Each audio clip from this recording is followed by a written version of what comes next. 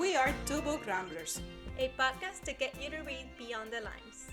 Like Elvis said, the sun's down and the moon's pretty. It's time to ramble.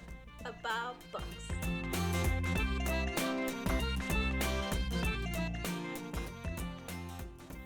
Today in Two Book Ramblers, a spooky visit to Castle Rock.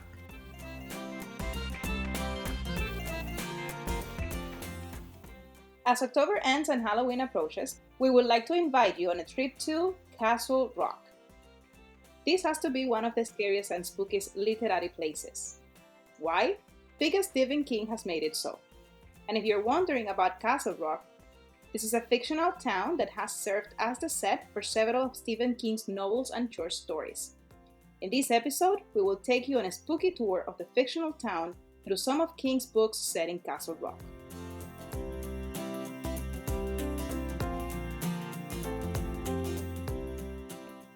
The first book we have for you is The Dead Zone.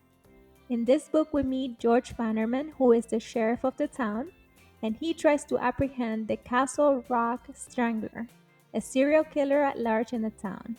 In order to solve the case, the sheriff seeks the aid of Johnny Smith. And who is Johnny Smith? Well, listen to our 6-word review. Clairvoyant man after a 5-year coma.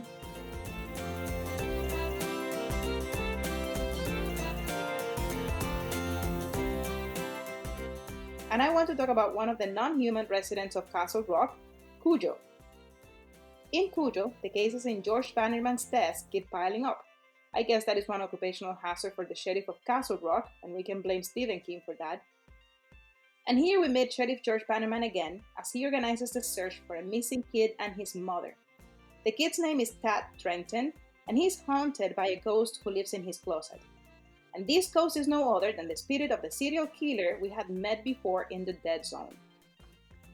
But the nightmares for poor Tad Trenton do not end with the ghost in the closet, since as Sheriff Bannerman searches for him and his mother, they are both trapped by a 200-pound rabid Saint Bernard named Cujo.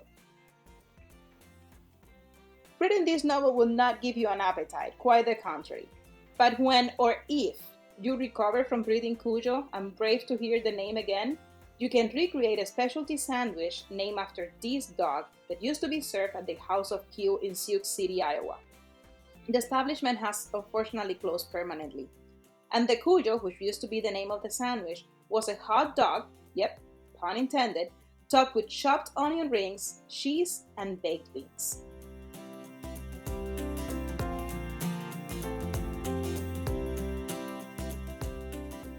I have another one for you. It's called The Body. And in this book, a boy, Ray Brower, was fatally hit by a train, and a group of 4 young friends set up to search for his body. Among the 4 friends was Gordy LeChance, who tells the story in the present as an adult who is the author of horror books. Does that remind you of anyone? Gordy and his other 3 friends are bullied and tormented by a gang led by John Merrill, alias Ace. The quest for the body of Ray Brower puts Gordy and his friends face to face with cruelty and forces them to shed their innocences. But it also permits the creation of great bonds of friendship, which is why the book is recommended bibliotherapy if you're in the mood to celebrate friends. Stand By Me is a movie from 1986 adapted from this book by Stephen King. Stand By Me was directed by Rob Reiner and it stars Will Wheaton, Jerry O'Connell, River Phoenix, and Corey Feldman as the 4 young friends.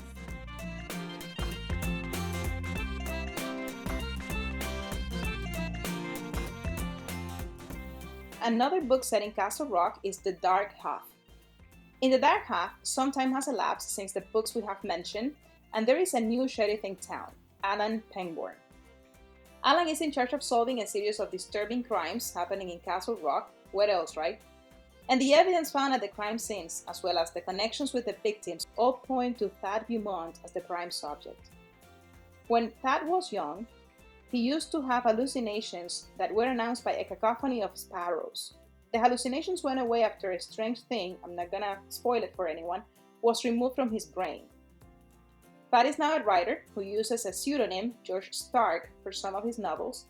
Thad decides to kill off his pseudonym But, and here's more spookiness, that pseudonym refuses to die and he wants to keep quote unquote writing. So, the Sparrows are back. We have chosen the 1990 mass market paperback edition of The Dark Half by Signet for our cover gallery this week. First, it is a cover in a distinctive 90s style, and second, it is extremely creepy. It portrays two sparrows in profile with their beaks touching, and seen from afar, the two eyes of the birds in profile are part of a set of spine-chilling eyes intently looking at the reader. And speaking of birds, covers, and other things this book has inspired, we have found dragonrebound.com, a website of an artist who purchases first editions of his favorite books and works with bookbinders and artists to rebind the books in unique ways that ties to the story. The website has done a rebinding of The Dark Half that includes quarter leather binding in black and white with birds, a slate-covered box made to resemble George Stark's gravestone, floating feathers and papers, and engraved wood blocks in the shape of a headstone. Oh, they have another formidable one for Cujo, and we have links to both specialty bindings in our page.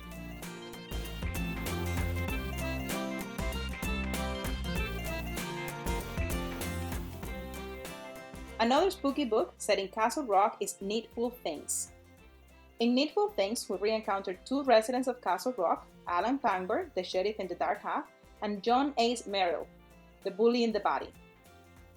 Pangborn is now a widower, and Ace is the right-hand man of Leland Gaunt. Gaunt is the owner of Needful Things. This is a store claiming to have any object its patrons most desire.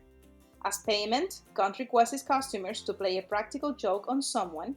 These practical jokes seem innocent, but they start spiraling out of control, leaving Sheriff Pangborn to deal with the increasingly violent behavior of the residents of Castle Rock. We could not find a storefront for Needful Things, thankfully, but we did find a souvenir online. For those fans of Stephen King, and Needful Things in particular, Nemon's sells a t-shirt with the vintage shop logo inspired by the store in the novel, and we have a link to it in our page. If readers would like to visit the storefronts that might have inspired Stephen King's Needful Things, Story Maps have created a map placing this location at the downtown shops in Lisbon Falls, Maine. Lisbon Falls is the town that many believe to have inspired Castle Rock, and the map in question certainly includes other locations in Lisbon Falls that may have served as the inspiration for other places in Castle Rock. If you happen to visit Lisbon Falls, or if you read a lot of the books set in Castle Rock, you might want to sport a Europlate decal magnet of the fictional town. And we have found one from Evelyn Montgomery. The link can be found in our show notes.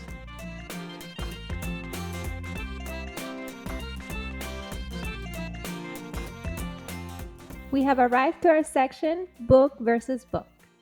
For this week's Book versus Book, we have selected two short stories set in Castle Rock. Both of these stories appear in the collection Skeleton Crew. And the one I have picked is Mrs. Todd Shortcut. In this short story, Ophelia Todd, another resident of Castle Rock, has found wormholes by folding maps in ways that shortens the distance between the 2 points she's traveling to and from. Mrs. Todd is obsessed with these shortcuts, but one day, she gets caught in one of them. And my pick is Grandma. In Grandma, a young boy is charged to stay at home and take care of his bedridden grandmother.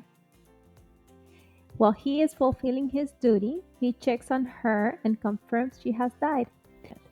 But as he is deciding how to proceed with this turn of events, certain things start happening that cast doubt on his previous assumption that Grandma might have passed. Remember, you can vote for your favorite short story, Mrs. Todd Shortcut or Grandma, in our page. We're going to make a very brief pause and we're going to come back for guesswork.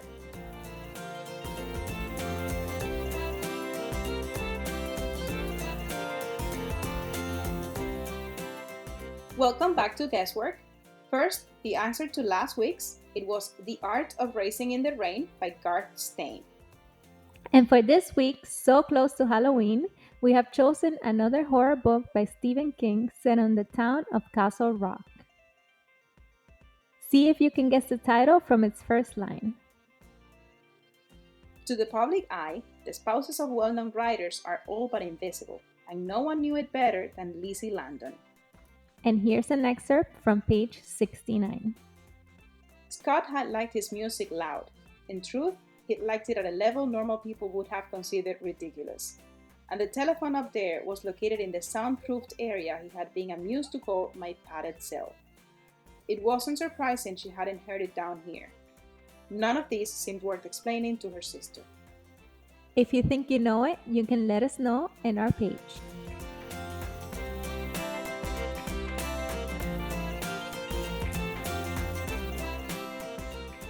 Before we leave, I want to tell you about some of the books coming out this week that I cannot wait for you to read. The first book I want to talk about is The Wonder Boy of Whistle Stop by Fanny Flagg. And this is a follow-up story to Fried Green Tomatoes at the Whistle Stop Cafe. And this book feels like finding a box in the attic full of family photos and letters, or like a sweet hug from grandma or grandpa. You're going to meet old characters from Fried Green Tomatoes in this book, and you're going to see what happened to them after a long time. And you also get to meet some new ones, and you're going to fall in love with them. If you love Fried Green Tomatoes, this book is not going to disappoint. The second book coming out this week that I would like to recommend is Sapiens, the graphic edition by Yuval Noah Harari. And this is the first volume of the graphic adaptation of the best-selling book. It illustrates how Homo sapiens came to be the only surviving human species out of the 6 different ones that were on Earth thousands of years ago. And the book does so with full-color illustrations and some brief explanations that can delight readers of all ages. And before we leave, I would like to tell you about A Curious Collection of Peculiar Creatures by Sammy Bailey. And this book is aimed for younger readers. It is a vibrant display of the creatures in our planet, with illustrations throughout the book that are stunning. It is evident that the animals were depicted with a lot of appreciation for their peculiarities, and readers will enjoy the illuminating and concise information about these animals.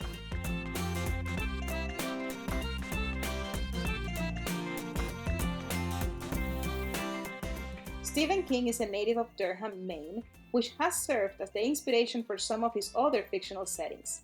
And how is this for another literary connection? Durham's name is taken from the fictional mountain fort in Lord of the Flies, another book considered to be among the spookiest ones ever. Some of the connections among the characters and the books we have discussed here were taken from the cool infographic about the Stephen King universe created by Tessie Girl. If you would like to purchase any of the books covered in our show today, you can visit our TBR Bundles page for a list of titles. If you enjoyed our show, you can rate us and review us wherever you listen to podcasts. Until next time, do as Shakespeare said, and love all, trust a few, do wrong to none.